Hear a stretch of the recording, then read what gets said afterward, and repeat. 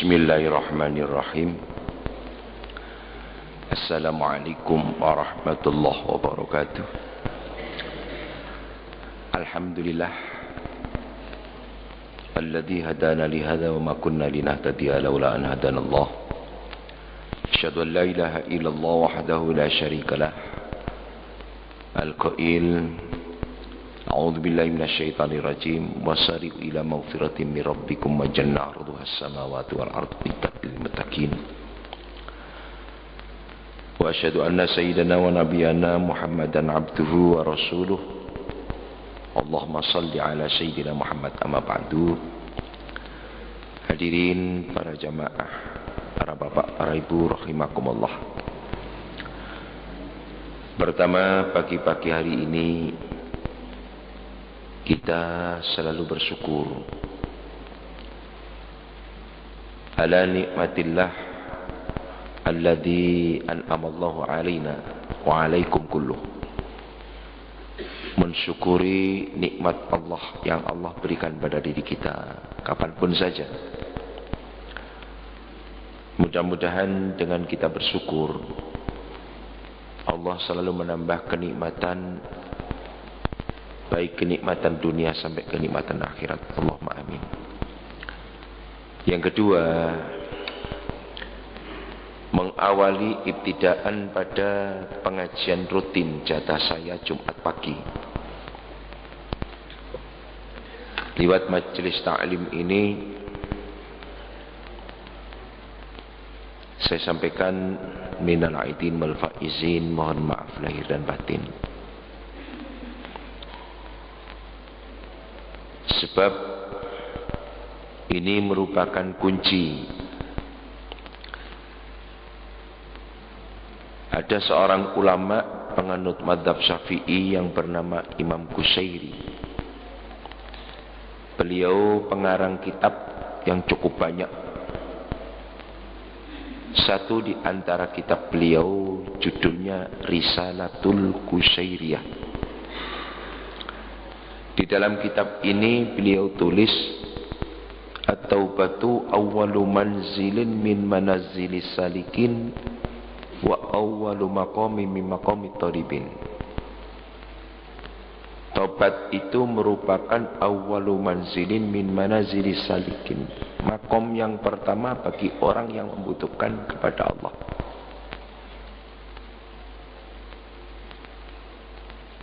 Imam Ghazali juga menulis di kitab beliau sebagai moto At-taubatu miftahu sya'adatil murid. Taubat itu merupakan kunci sya'adatil murid, kebahagiaan orang yang mengharap sesuatu kehadiran Allah Subhanahu wa taala. Maka ayat jelas sekali mengatakan tubu ayyuhal mu'minun la'allakum tuflihun. Bertobatlah kalian kepada Allah supaya kalian mendapatkan pertolongannya. Maka pertolongan Allah tidak akan dikasihkan tanpa dibuka dengan kunci bertaubat. Dari sebab itu perlu saya tandaskan lagi. Sebenarnya sering sudah saya kupas, namun tidak ada salahnya. Memang Nabi katakan ad-dinun nasihah. Agama itu tempat nasihat. Apa itu maksudnya? Nasihat itu tidak cukup hanya sekali. Perlu 2 kali, perlu 3 kali, perlu 4 kali dan seterusnya. Mengapa? Kadang-kadang diterangkan sesaat tapi orang tidak perhatian. Diterangkan kedua juga tidak perhatian. Mungkin ketiga, keempat atau kelima Allah memberikan hadiah, jadi perhatian. Maka Nabi katakan ad-dinun nasihah. Agama itu tempat untuk mengingatkan. Seperti halnya kita melakukan sholat Jumat. Di dalamnya ada khutbah. Khutbah itu isinya nasihat.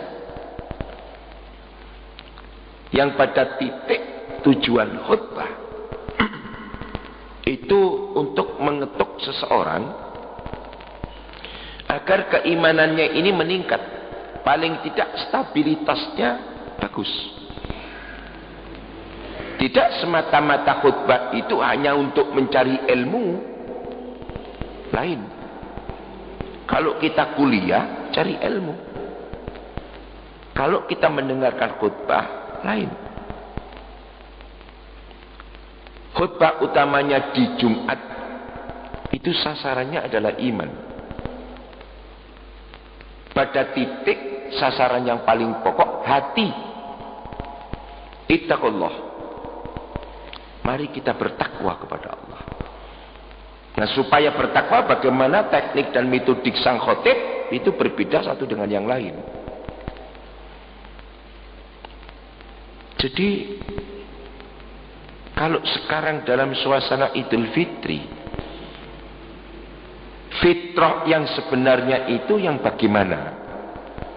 Fitrah yang sebenarnya itu standar fitrah di mana manusia bisa connect dengan Allah. Sebab tujuan sasarannya ke sana.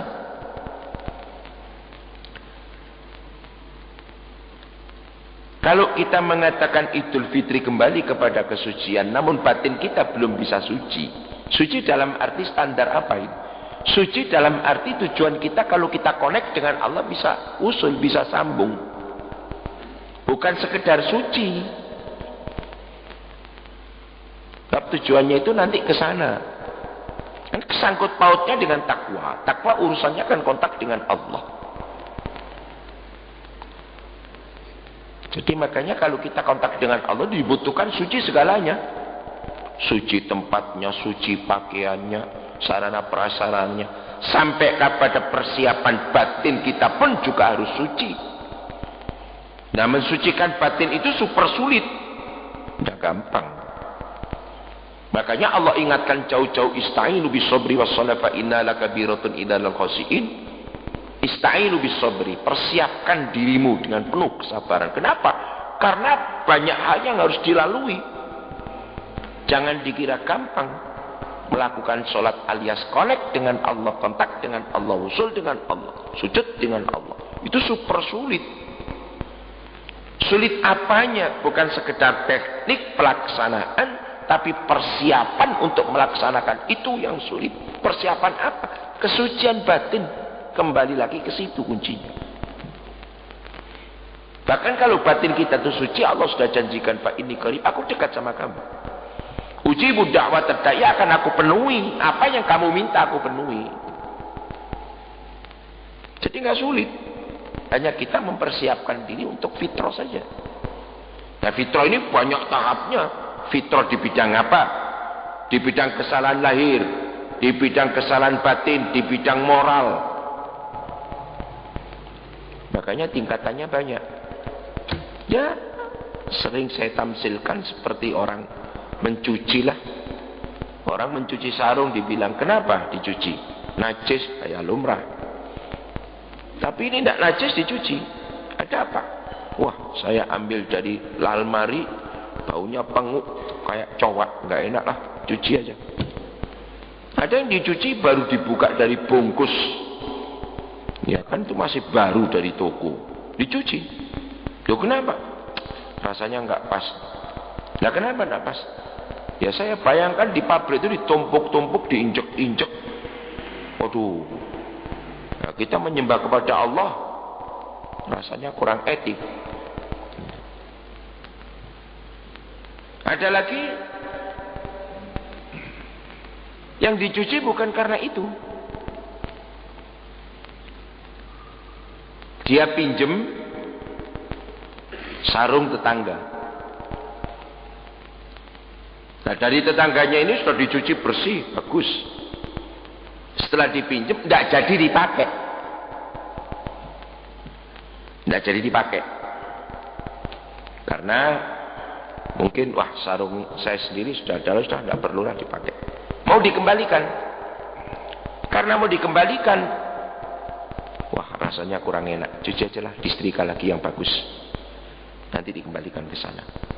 Mencucinya yang terakhir ini mencuci karena moral. Wah, dari sana tadi bagus sih. Setelah saya buka mau saya pakai, tidak jadi saya pakai, saya lempit lagi.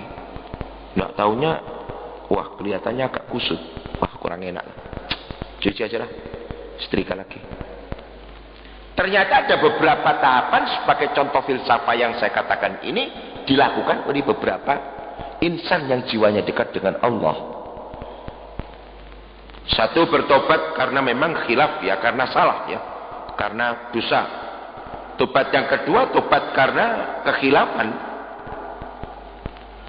Pekerjaan yang kita lakukan dalam bentuk pelanggaran tapi tidak sengaja. Khilaf yang berikutnya, bertobat kepada Allah karena moral. Apa itu contohnya? Ya seperti yang dilakukan Nabi besar kita Muhammad sallallahu alaihi wasallam. Beliau diberikan kenikmatan yang luar biasa. Merasa sungkan, merasa dirinya tidak mengembalikan apa-apa dengan Allah, tidak bisa berbalas budi. Akhirnya Nabi besar Muhammad bertobat pada Allah sampai beliau sumpah, wallah la astaghfiru fil jami' akthar min sab'in. Demi Allah saya itu bertobat pada Allah lebih dari 70 kali tobat, 100 kali tobat kepada Allah. Ini tobat moral. Tobat yang berikutnya atas ketidakmampuan kita untuk membersihkan diri dari bujukan iblis syaitan yang terkutuk. Satu contoh diantaranya punya sifat dengki, iri hati, hasud, dendam, takabur, sentimen, cemburu. Wah ini penyakit.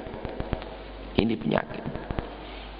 Kalau ini masih nongkrong di batin kita, kita susah connect dengan Tuhan. Tobat yang berikutnya, tobat apaan itu? Tobat kita masih belum bisa mampu memberikan kelonggaran orang lain untuk kita maafkan segala kekhilafan dan dosa mereka yang terkait pada diri kita. Bisa enggak? Wal'afina 'anil nas, jadilah orang yang suka memberikan ampun kepada orang lain. Apalagi yang bersangkutan tidak butuh minta maaf. Ditambah lagi justru kita diejek, dihina. Ya contoh-contoh seperti itu yang cukup berat Pak. Belum lagi mengkonsenkan batin. Ya. Termasuk orang yang tidak konsen dengan batin itu juga termasuk dosa loh. Mana buktinya? Fawailul lil musallin alladzina hum an salatihim sahun. Celaka bagi orang yang sembahyang yang mereka tidak konsen. Alladzina hum an salatihim sahun, yang mereka lupa, tidak konsen. Ya contoh seperti kita. Allahu Akbar baca Fatihah, tapi pikiran kita gelambiar. Tidak terkonsen pada ucapan Fatihah kita, tidak terkonsen kepada tujuan sujud kita, tetapi membuat memori. Masih terkontaminasi oleh aktivitas keseharian kita, idealis kita. Sehingga nyimpang. Hal-hal yang seperti itu perlu ditobatkan kepada Allah Subhanahu wa taala. Sebab ini akibatnya fatal, Pak. Fatal. Ya contoh kecil saja sudah. Kalau kita kontak dengan Allah, Allah tidak connect dengan kita, berarti tidak qarib, tidak dekat. Maka fasilitas pun juga lepas. Mana bukti? Di saat kita akan melakukan sesuatu yang tidak betul, Allah nggak mau kasih hidayah. Yahdi may yasha, Allah memberikan hidayah kepada siapa yang Allah kehendaki. Kehendaki dalam arti siapa yang dekat dengan Allah. Nah kalau jauh dengan Allah, Allah nggak kasih hidayah. Karena itu jangan heran, di satu sisi dia beribadah secara aktif, di satu sisi beliau melakukan maksiat secara aktif. Terjadikan tradisi nilai. Yang satu nilai positif, yang satu nilai negatif. Tuhan malah jadi marah.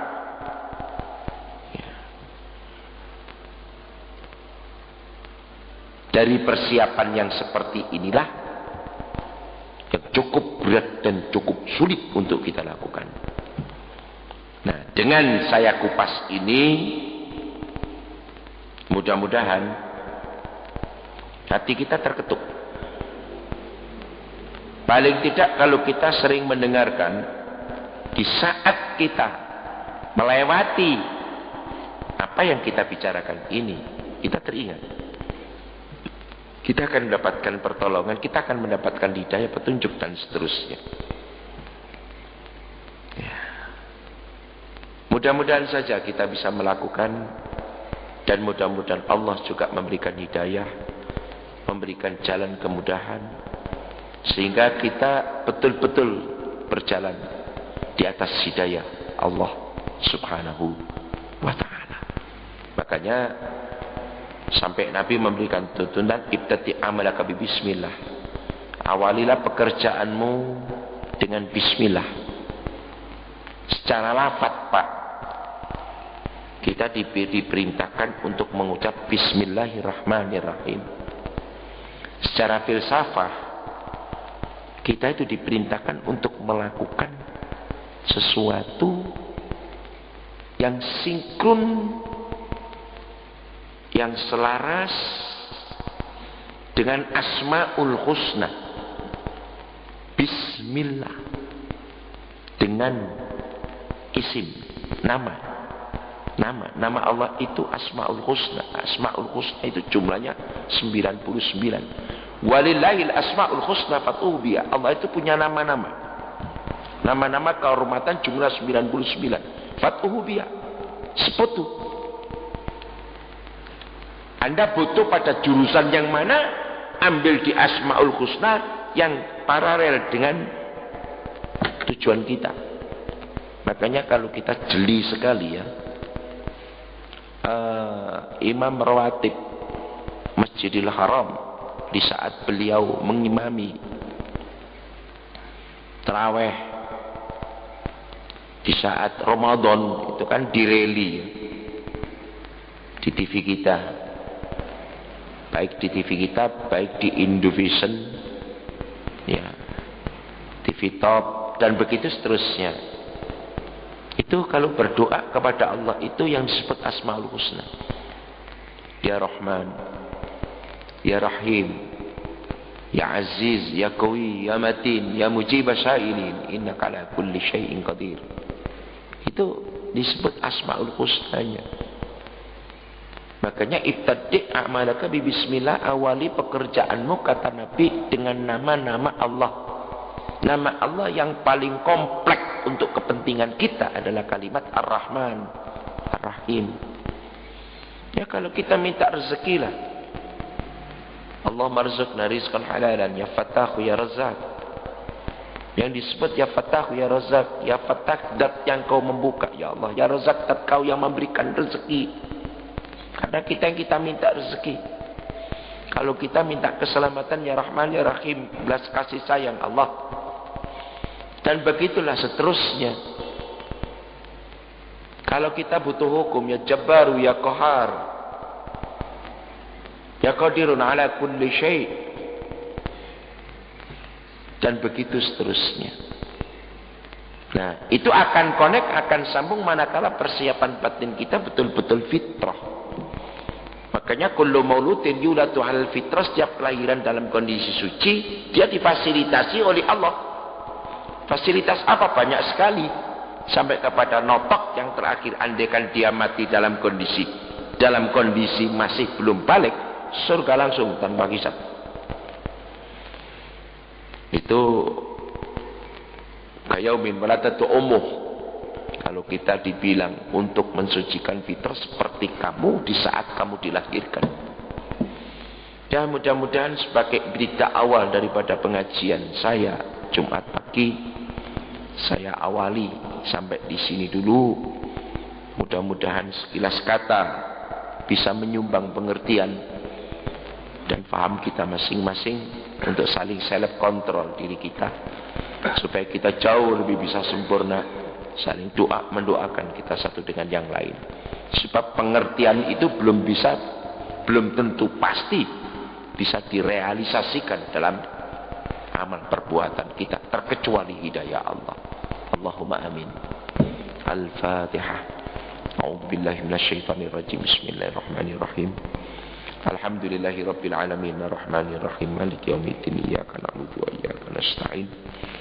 Ihdinas siratal mustaqim siratal ladzina an'amta 'alaihim ghairil maghdubi 'alaihim wad-dhalin amin. Allahumma shalli wa sallim wa barik walhamdulillahi rabbil alamin. Rabbana taqabbal minna innaka antas samiul 'alim.